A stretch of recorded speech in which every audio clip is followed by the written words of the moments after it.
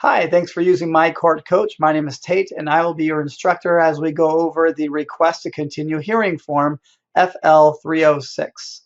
Now, in this situation, we're going to be using this because there is a hearing that is currently scheduled, and it's not a good date for us for whatever reason, and we want to push that date out further. We want to continue the hearing to a later date for whatever reason. Now, in another section, we have videos that talk about requesting a continuance on a domestic violence restraining order situation. We're not going to use this form for that. So this is in a non-domestic violence restraining order situation that we're going to be using this form. And it's pretty easy. So let's go over it. So paragraph 1 says we're going to put our name right here. And then in paragraph 2, we are going to tell the judge what the hearing is for that we are trying to get continued. It could be for an order to show cause that someone had filed for contempt or to seek work, or it could be a request for order that someone had filed and there's a hearing on it. And this is the one that we're dealing with right now. Now, on the request for order form, which is the FL-300, if you take a look at that, you'll see that there are a bunch of topics or issues that are at the top of that form or near the top. For example, child custody, child support, spousal support. So whatever issues on that form had their boxes checked, you're going to write those issues right here. So if child custody was checked on the FL-300 form, you're going to write child custody. If only spousal support that box was checked on the FL-300 form, then here you're going to write spousal support. Write all of them down.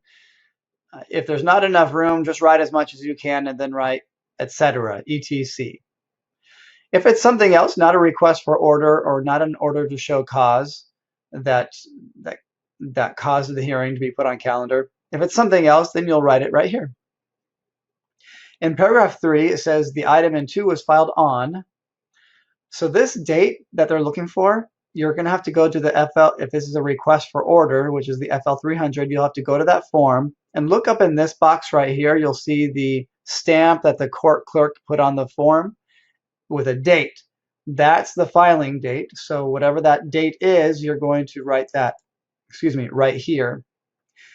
Now the hearing is set for a particular date that it's not convenient for you for whatever reason, and that's the date that you want changed.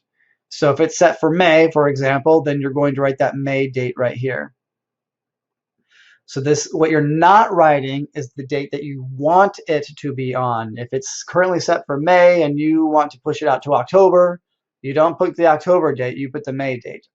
Now paragraph 5 is where you're giving your reason for your request to continue the hearing. Maybe it's because you were not able to serve papers on the other party in time. Maybe it's the request for order papers, or maybe it's an income and expense declaration, or what have you. Maybe you're asking for continuance because you were not able to meet with the child custody mediator. In that case, you would check the B box. Or maybe it's none of these reasons, and there's some other reason why you want to request a hearing. If so, you're going to check the D box. And if this box right here is enough room for you to write down your reason for requesting a continuance, go ahead and write the reason right here. If, however, this box is not enough room, instead of checking below, you're going to check this box, attachment 5D. Now, I always like, if I'm going to check attachment 5D, I always like to write the words see attachment in this box anyway. I don't know, just because I like to. Now, how are you going to use an attachment? What we recommend is that you use the form MC-025. It says attachment number, then you're going to write 5 parentheses D and write the reasons why you want a continuance right here. And you might have multiple of these. Let's say even this isn't enough room.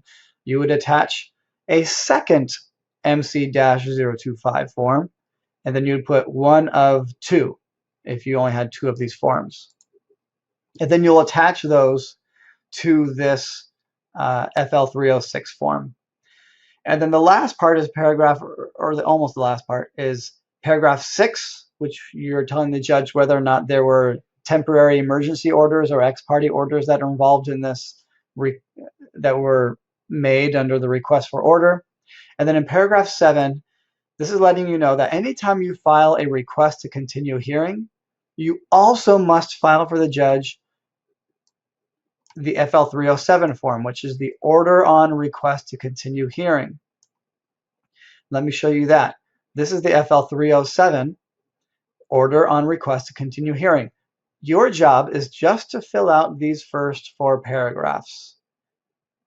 Everything else below this is for the court to fill out. You don't have to worry about that. So you're going to take this form with you when you file the FL-306. And you're going to have that form completed, and you're going to file both of them at the same time. Make sure you date it. Don't forget to date. And print your name right there. Sign right there. And you are done. Hope that helps. Good luck.